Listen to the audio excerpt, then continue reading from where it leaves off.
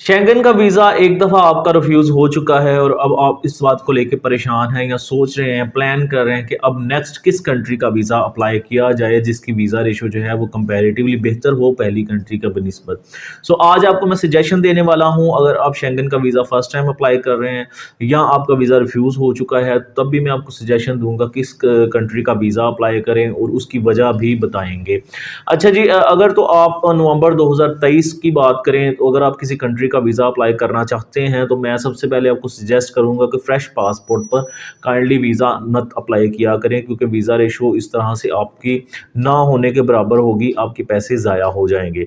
हाँ, अगर किसी का ब्लड रिलेटिव वहाँ पर मौजूद है, फॉर एग्जांपल कोई नेशनलिटी होल्डर बंदा वहाँ पर मौजूद है, वो वहाँ से इन्विटेशन भेजता है पाकिस्तान में अपने भाई को, बहन को, मदर को, फादर को, या ब्लड रिलेटिव में किसी को भी भेजता है, तो फिर बेशक आप फ्रेश पासपोर्ट पर भी अप्लाई करें, तो उसमें काफ़ी ज़्यादा चांसेस होते हैं। लेकिन इसके अलावा अगर आप टूरिस्टिक पॉइंट ऑफ व्यू से अप्लाई करते हैं, तब इसके चांसेस तकरीबन ना होने के बराबर होते हैं फ्रेश पासपोर्ट पर। बहुत रेयर चांसेस होते हैं कि अगर आपकी प्रोफाइल बहुत ज़्यादा स्ट्रॉन्ग हो, बहुत ज़्यादा आपके नाम पे प्रॉपर्टी हो, बहुत ज़्यादा बैंक बैलेंस हो, आपके फैमिली टाइज, बिजनेस टाइज बहुत ज़्यादा स्ट्रॉन्ग हो, तब जाकर टूरिस्ट वीज़ा के चांसेस बनते हैं। अदरवाइज आप दूसरी कैटेगरीज में अप्लाई कर सकते हैं। फॉर एग्जांपल आप कोई कॉन्फ्रेंस अटेंड करने जा रहे हैं शेंगन कंट्रीज़ में, वहाँ से आपको इन्विटेशन आया है, कोई इवेंट आप वहाँ पर अटेंड करने जा रहे हैं, वहाँ से इन्विटेशन आया है आपको, बहुत जो है पावरफुल इन्विटेशन है, तब जाकर आप फ्रेश पासपोर्ट अप्लाई करें, अपनी किस्मत को आजमाएं। अदरवाइज आप पैसे मत ज़ाया करें।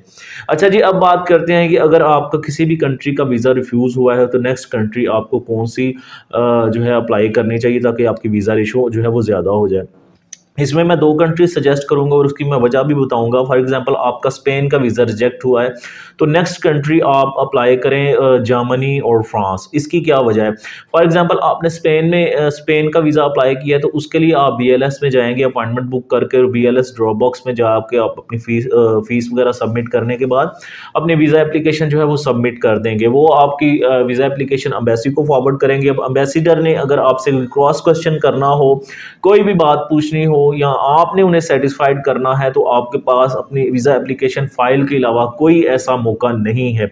उसके माइंड में कोई क्वेश्चन है तो वो आपसे क्लियर कभी भी नहीं करेगा और आपका वीज़ा रिजेक्ट हो जाएगा। जर्मनी और फ्रांस सजेस्ट करने का मकसद ये है कि इन दोनों का इंटरव्यू बेस्ड वीज़ा होता है, और ये दोनों वीज़ा एप्लीकेशंस जो हैं आपने फ्रांस और जर्मन एम्बेसी में वॉक इन सबमिशन के थ्रू इंटरव्यू के बाद आपने जमा करवानी होती हैं। तो इंटरव्यू में एक आपके पास पॉजिटिव एज ये होता है कि अगर एम्बेसडर किसी बात को लेकर कंफ्यूज है, किसी भी डॉक्यूमेंट को लेकर कंफ्यूज है, तो आपसे क्रॉस क्वेश्चन कर सकता है, और आप उसके क्रॉस क्वेश्चंस को देखकर उसके क्वेश्चंस का आंसर देकर एम्बेसडर को कन्विंस कर सकते हैं कि वो आपको वीज़ा दे। और आप साथ साथ इस बात पर भी कन्विंस कर सकते हैं कि आपकी फैमिली टाइज बहुत स्ट्रॉन्ग है, बिजनेस टाइज बहुत स्ट्रॉन्ग है, और आपकी ट्रैवल हिस्ट्री है, या इस तरह की दीगर चीज़ें आप जो है बताकर उन्हें कन्विंस कर सकते हैं कि आपको वीज़ा दे। चूँकि इंटरव्यू बेस्ड वीज़ा में आपके पास ये अपॉर्चुनिटी होती है, इसलिए मैं आपको इन दोनों कंट्रीज़ का सजेस्ट करता हूँ कि आप जर्मनी या फ्रांस का वीज़ा ही अप्लाई करें अगर आपके पास शेंगन की रिफ्यूज़ल आ चुकी है तो। अगर सेकेंडली किसी और कंट्री की बात करें तो ऑस्ट्रिया और बेल्जियम मैं आपको सजेस्ट करूँगा। इनकी 2 वजूहात हैं। पहली वजह ये है कि इसकी वीज़ा रेशो कंपैरेटिवली दीगर कंट्रीज़ की निस्बत जो है वो ज़्यादा है। सेकेंड जो वजह ये है कि इन दोनों की अपॉइंटमेंट जो है वो भी कंपैरेटिवली दूसरी कंट्रीज़ की बनिस्बत जो है वो जल्दी मिल रही है, और ये बात मैं करंटली कर रहा हूँ। अगर आप कल को वीडियो देखते हैं तो ज़रूरी नहीं कि इनकी वीज़ा रेशो जो है वो सेम ही रहे जैसे अब है, क्योंकि जो कंट्रीज़ जो हैं वो उनकी वीज़ा रेशो जो है वो टाइमली चेंज होती रहती है। दिसंबर में कुछ होती है, जनवरी में कुछ होती है, गर्मियों में कुछ होती है, तो आप इसको पूरा साल ही नहीं लेके चल सकते कि अब भी इसकी वीज़ा रेशो जो है वो सेम है। फिर से मैं वही बात दोहराऊंगा कि काइंडली ट्रैवल हिस्ट्री बनाने के लिए आप Malaysia, Thailand, Vietnam, Sri Lanka, Singapore, इन कंट्रीज़ का जो है वो एक ही टिकट में राउंड ट्रिप कर सकते हैं। फॉर एग्जांपल ये चूँकि इनके बॉर्डर्स जो हैं वो एक दूसरे के साथ लगते हैं। फॉर एग्जांपल आप मलेशिया में जाते हैं तो बाय रोड थाईलैंड भी जा सकते हैं। इसी तरह कंबोडिया, श्रीलंका, वियतनाम, सिंगापुर, इन कंट्रीज़ का वीज़ा लेकर आप इनमें टूर करें। उसके बाद किसी और कंट्री का वीज़ा आप अप्लाई करें, और उसके बाद आप ट्राई करें कि शेंगन का वीज़ा अप्लाई करें। सेकेंडली आप हमसे जर्मनी या फ्रांस की अपॉइंटमेंट लेना चाहते हैं, या किसी भी और कंट्री की शेंगन कंट्री में वीज़ा कंसल्टेंसी हासिल करना चाहते हैं, हैं।